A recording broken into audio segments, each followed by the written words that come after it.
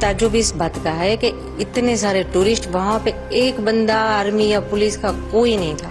सामने जो एक बंदा था उसने ये बोला हिंदू एक तरफ हो जाओ, मुसलमान एक तरफ हो जाओ। फिर उसने बोला कलाम, तो जो मुसलमान थे उसने बोला कि मुस्लिम। फिर उसने बोला कलाम, फिर मुस्लिम, फिर कलाम, फिर मुस्लिम। जो मेरे सामने जो बंदा खड़ा था, मतलब पूरा इतनी लंबी हाइट थी और उसने ग्रीन कलर का पहना था, पूरा वो टॉप, वो पैजामा वगैरह पहनते हैं ना, वो कुर्ता और पैजामा, वो उसने पहना था। ऊपर वो जो नमाज पढ़ने के टाइम जो कैप पहनते वैसी कैप पहनी थी। इतनी लंबी दाढ़ी थी, गोरा लंबा पतला था। हिंदू को एक तरफ किया और जो भी हिंदू भाई थे सबको शूट कर दिया। इतनी नजदीक से गोली मारी ना, मतलब 2 से 3 मिनट में सब खत्म। कितना भयावह दृश्य था।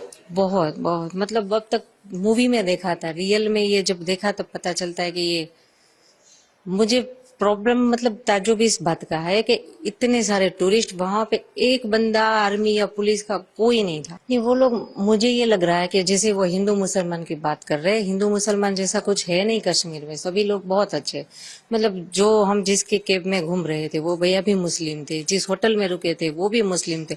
वहां पे ऐसा कोई माहौल नहीं है। ये जो पाकिस्तानी है ना, वो ये बोल बोल के शायद वो झगड़ा करवाना चाहते हैं और अपना फायदा निकालना चाहते हैं।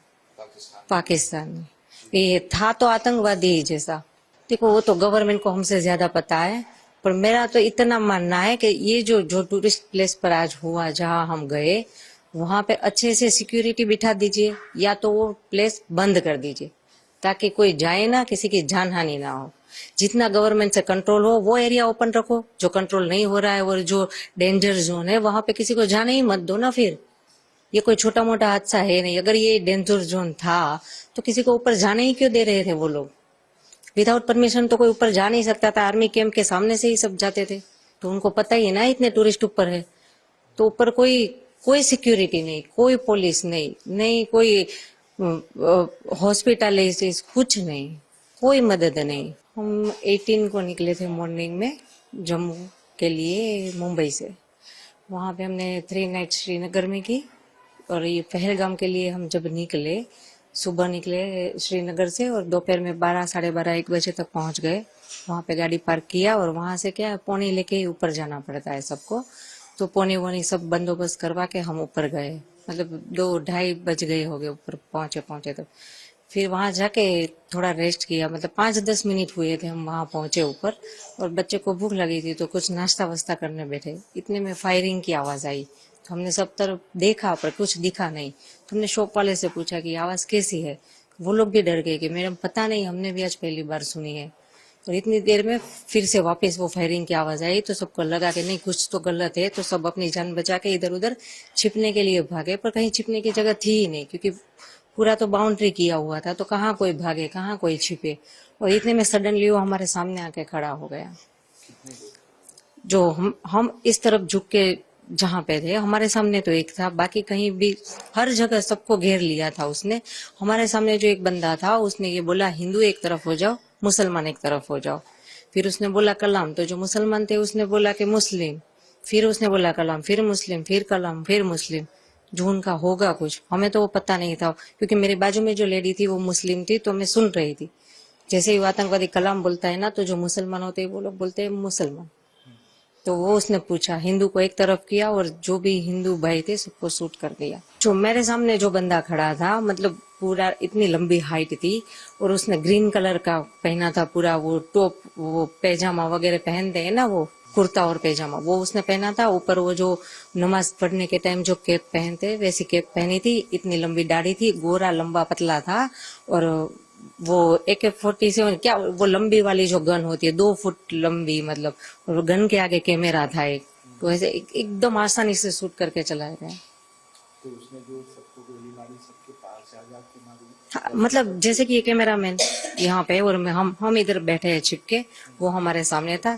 हिंदू मुसलमान को अलग किया और जो हिंदू भाई थे सबको वहीं खड़े खड़े सबको गोली मार दी।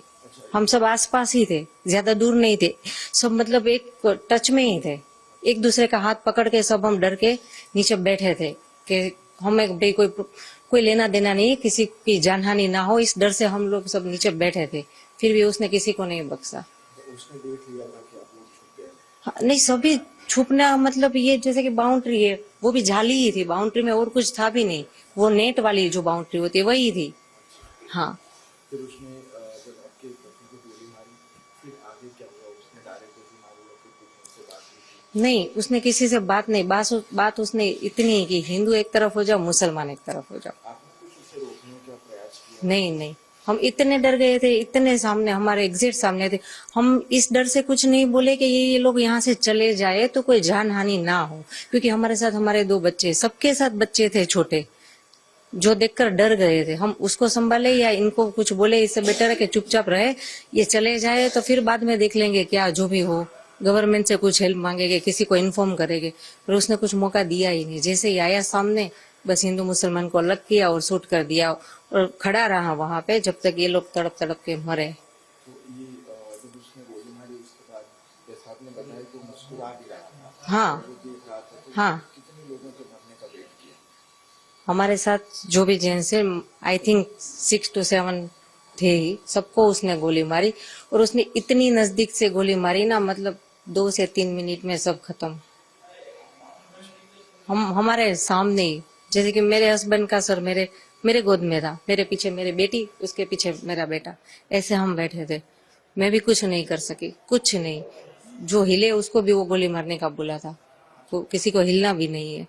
उसने महिलाओं को, बच्चों को? हाँ, नहीं मारा, बच्चे जो छोटे थे नहीं मारा, जो बड़े थे यंग हुए उसको मारा, और बाकी के ओल्ड एज है तो उसको भी मार दिया।